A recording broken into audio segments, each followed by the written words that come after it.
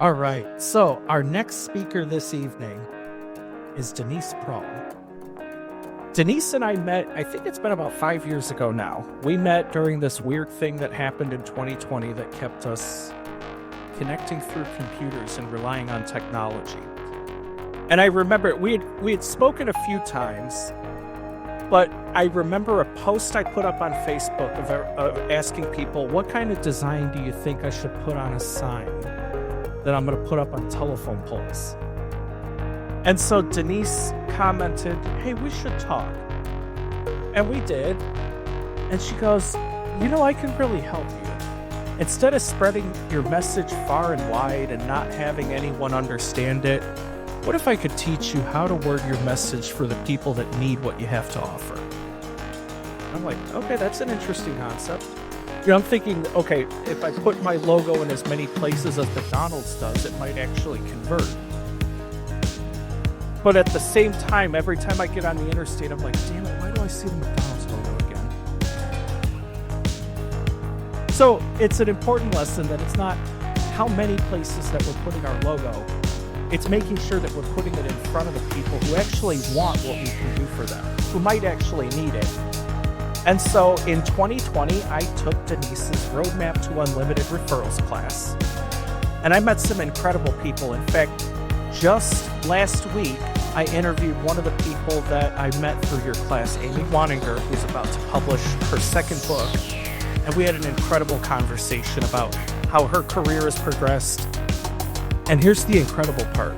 Taking her class in 2020, I saw a 300% increase in my business. And I wasn't just plastering my logo anywhere to go. I actually slowed down how much money I was spending on my marketing because it was more intentional. But I also remember a story that she told during those classes.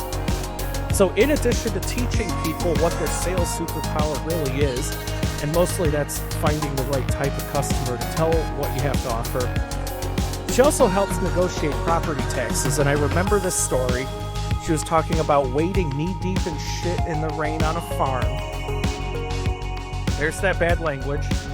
But walking through the farm in the rain to understand the property so that she could tell the assessor, no, what you're asking for this property is incorrect. And you know what? I remember that story because every time I hear someone complain that my property taxes are just not what they should be, I'm like, here's someone you need to talk to. So it's not about putting your logo everywhere. It's about making sure that you're telling the story of what you can do for people and how to teach other people to do the same thing. Because we're just one person. But with Denise's help, I can carbon copy that excitement to more people. And it's a two-way street. I've never known more about the other people I meet because it's about making sure that you're not only teaching others who you want to talk to, but you're also walking out in the world and listening for what they need to. It's about making sure that we're mutually helping each other, not just trying to squeeze out that next referral. So it is an honor and a privilege to introduce you to this evening, Denise Praul. Give her a hand. A microphone? Do I need a microphone? Yes, because you're being recorded. Oh, okay. Of course I do. I need my microphone. I have a pocket to put it in tonight. Yeah. I need y'all a PowerPoint tonight. Forward, backward. Okay, I got it. Right? Okay, let's forward. All right. I'm the 10-minute speaker tonight. Ryan, I really appreciate that amazing introduction. Just so you're not confused, I own two businesses. One's a property tax consulting company that I've had for over 30 years. That's where I like to call manure story came from. But I use it as an example in the other business that I own, which is Whiteboard Learning, where I teach business owners how to fill their sales pipeline full of referrals that are ready to buy from them. And stories sell. And right now, in the times that we're in right now, stories really sell. So it's nice to know that he remembered that story, and people will remember your stories as well. And by the way, I'm a breast cancer survivor and a knee brace. So we'll be seeing each other really soon. So Ryan really threw me out of my comfort zone tonight because I love training people how to get referrals. I'm great at business presentation. Personal, not so much. So I had to really give this a lot of thought. Now, the topic he gave me was family. So we've had 2 heritage, 2 families. Yeah, so mine is family. That's what I put together. And as I was thinking about family, family can be a very loaded word. You can think kindly of your family. Sometimes we don't think kindly of some families. So I was really thinking about what I wanted to talk about when it came to family tonight. And I came up with traditions. So several years ago, I was talking to a therapist, and she was talking about the importance of having family traditions. And I'd really never given it that much thought before. What were my family traditions? So most people know me as a business owner. Most people know me because of referrals. But not too many people know me as a mother and a grandmother. And I'm standing up here before you today, and that's what we're going to talk about. I am a mother of 3. I have Julie, Mark, and Jason. I have a daughter-in-law, Sarah. I have a son-in-law, Bill, and I have 4 amazing grandchildren that I am so in love with. My oldest one is Nikki. She's 29.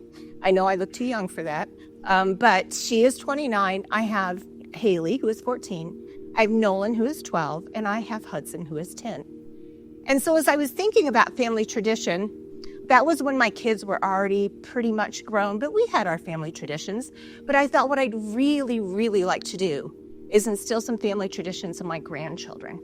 So I work very hard with each one of my grandchildren, and we have certain things we do together as our traditions. And if we don't do them, they call me on it. They're like, whoa, wait a minute. We didn't get that ice cream tonight like we always get, right? So they call me on that.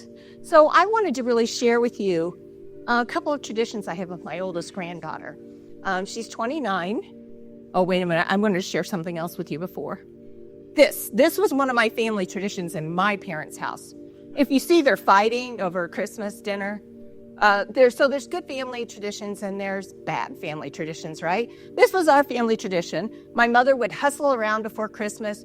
She would shop, she would buy things, she would wrap things, she would cook, she would bake, and all the time she's just pulling my father along with her, right? And he would go, and he would go, and he would go. Then we'd sit down at the Christmas dinner table, and all she'd have to do is say something to him like, pass the potatoes, and he blew.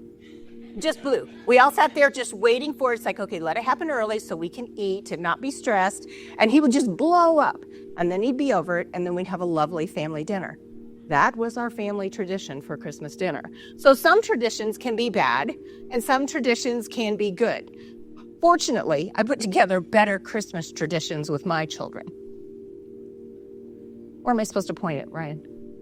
Just anywhere. Oh, there we go. This is Nikki.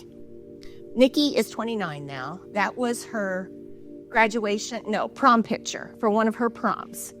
And Nikki and I are very close. For a very long time, as you can see, between 29 and 14, she was my only grandchild. And I spoiled the heck out of her. Her mother traveled a lot, so she stayed with me a lot while her mother was building her career. I took her for her driver's test. I took her to get on the bus for her first band trip. I took her to college. So we are very, very close. She's grown up and she's become a NICU nurse, which I'm extremely proud of. And she still calls me every day on her way to work. She has a 30-minute commute, and 3 times a week when she has her shift, she calls me and we talk for 30 minutes. So Nikki and I are amazingly close. One of our traditions is we go to the Yuletide celebration every year. So I don't know if you've ever been down there. It's over Christmas time. It's with the Indianapolis Symphony. It's at the Circle Theater. It is amazing. She loves music and theater. So the first time we went, she was 5 years old. She sat on my lap the whole time. The next year, she sat on my lap the whole time. The next year, she decided she was too big to sit on my lap anymore. Our tradition is that we do go to the Yuletide every year. And of course, if you go to the Yuletide, you have to have your picture taken in front of the big tree in the lobby. I have all those years of pictures where she and I have posed in front of the big tree in front of the lobby. One of our favorite traditions. Our next tradition. For those of you that have been around a long time, that is just a plain old orange Tupperware bowl. But It's about 30 years old and has great meaning to our family. That was my grandmother's bowl. And her job at Christmas, she was not a very good cook, to be honest. My mom was the cook in the family, right? Her job at Christmas was to make Waldorf salad. And our Waldorf salad had purple grapes, it had celery in it, it had green apples, we had walnuts, we had marshmallows, and then she would whip up whipping cream. And she would make homemade whipping cream, and she would put that on our Waldorf salad. And that was our tradition every year at Thanksgiving. Grandma made the Waldorf salad. When she passed away, I don't know how I got lucky enough to be the recipient of the bowl, but I was. And that's when Nikki was about 5 or 6 years older. She was becoming obsessed kind of with cooking and baking. And so she wanted to help me make the Waldorf salad. So for a couple years, we made it together. And then after that, I cautiously gave her sharp knives, and she started making it herself. And so for all these years, she will come over the night before Thanksgiving, and that's what we do together. She makes the Waldorf salad, I get everything out. Always with Nikki, I'm always clean up because that's not her strong point, but not at all. So she would make the Waldorf salad, we'd chat while she's doing it, we'd play music, and then I would clean up. And so those are our two main traditions that I created with my 29-year-old granddaughter. And then this happened. She met a boy. She met Troy 5 years ago. They both worked at the same hospital. 2 years ago, they got engaged. And this last Saturday, they got married. See, now I need the Kleenex. They got married. But earlier this year, Troy had always wanted to be in his company's management program, and he was offered the opportunity, but he had to relocate. And there's where Grandma's heart starts to break. Of course, that's the best thing for them. He's thriving, they're thriving. They live in Winston-Salem, North Carolina now. So they had to come back for their wedding. I was fortunate that they stayed with me at my house, so I got to help with putting all the things together. And I told her when she got in, it just threw up wedding all over my house. There was things everywhere, but it was so much fun. So a couple of weeks ago, I said to her, Nikki, it's time to buy the Yuletide tickets. Do you know when you're going to be back in town? Around December. And she goes, I'm not sure, Grandma. She said, I don't know if I can get off, and I'm not sure if I'm going to be back. Now, last year, as we sat through the Yuletide, I said to her, this is probably going to be our last Yuletide together. She said, there's no way, Grandma. I'm not going to let that happen. But yet, I have not yet bought tickets, and I don't think I'm going to be able to buy tickets for the two of us because I don't think she's going to make it back. And then I overheard her saying while she was home, hey, we've got this fun Friendsgiving planned because we're not going to make it back for Thanksgiving. So now there's no more Waldorf salad either. So the Waldorf salad will carry on. Probably my 14-year-old granddaughter will pick up that tradition. I'll find somebody else to go to the Yuletide with, but it won't be Nikki. So what I want to share with you tonight is treasure those family traditions and the beautiful memories that you're making. I know that Nikki and I are going to create some other traditions. I don't know what they are right now, but I know that we are going to create some new traditions and that will be just as meaningful as those. But I'll always have the memories of those amazing traditions that we've made together, and looking forward to the new ones. That's all I got.